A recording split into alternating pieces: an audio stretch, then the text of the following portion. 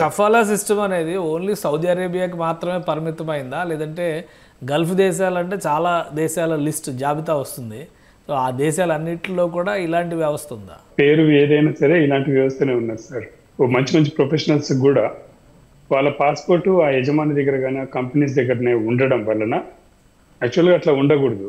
వాళ్ళు అవసరం ఉన్నప్పుడు రావాలి అన్నప్పుడు ఇంటికి బ్యాక్ రాలేరు. ఓన్లీ సౌదీలో మాత్రమే ఈ వ్యవస్థను నిర్మూలిస్తున్నారా? మిగతా చోట్ల పరిస్థితి ఏంటి మరి? కొంచెం రిలాక్సేషన్ వేరే వేరే ప్లేసెస్ లో ఇచ్చిండ్రు. ఎక్కువగా ఇప్పుడు సౌదీ లోపల అఫీషియల్ గా బయటపడింది సార్. అంతే.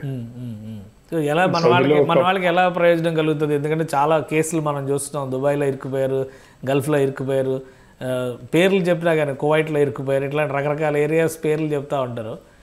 ఇప్పుడు దీని వలన ఉపశమనం ఎంతవరకు ఉంటుంది? ప్రధానంగా ఇంటి పని చేయడానికి చిన్న చిన్న లో క్లాస్ వర్క్స్ అంటే డ్రైవర్ ఉద్యోగాలు చేసేటువంటి ఇవన్నీ కూడా ఈ కేటగిరీలోకే వస్తాయి. వాళ్ళందరినీ పాస్పోర్ట్స్ తీసుకుని నిర్బంధిస్తారు అనేటువంటి అభిప్రాయం ఉంది కదా, వీళ్ళందరికీ ఉపశమనం వస్తుందా? గ్రౌండ్ లెవెల్లో లేదు సార్. ఇది ఆర్డర్స్ ఇష్యూ అయినాయి, అదంతా జరుగుతున్నది, కానీ గ్రౌండ్ లెవెల్లో ఇది లేదు. వ్యవసాయ కార్మికులకు అసలు లేదు.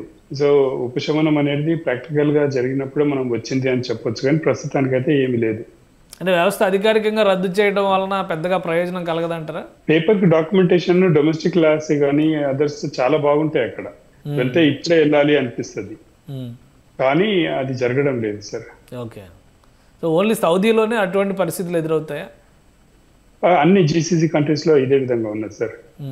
చూడ్డానికి చాలా అందంగా అన్ని బాగా కనిపిస్తాయి. అక్కడికి వెళ్ళినప్పుడు కొన్ని ప్లేసెస్ లో ఇప్పుడు ఇరాక్ ఉన్నది, టూరిస్టిక్ వీసాలో వెళ్తున్నారు, అక్కడ ఎంప్లాయ్మెంట్ వెతుక్కుంటున్నారు. అట్లాగే యుఏఈ ఉన్నది, టూరిస్టిక్ వీసాలోనే వెళ్తున్నారు, ఎంప్లాయ్మెంట్ వెతుక్కుంటున్నారు. వాళ్ళ స్కిల్ సరిపోక లేకపోతే వాళ్ళకున్న కాంపిటీషన్ తట్టుకోలేక వాళ్ళకి ఉద్యోగాలు రాక వివిధ ఇబ్బందులు అయితే పడుతున్నారు వాళ్ళు.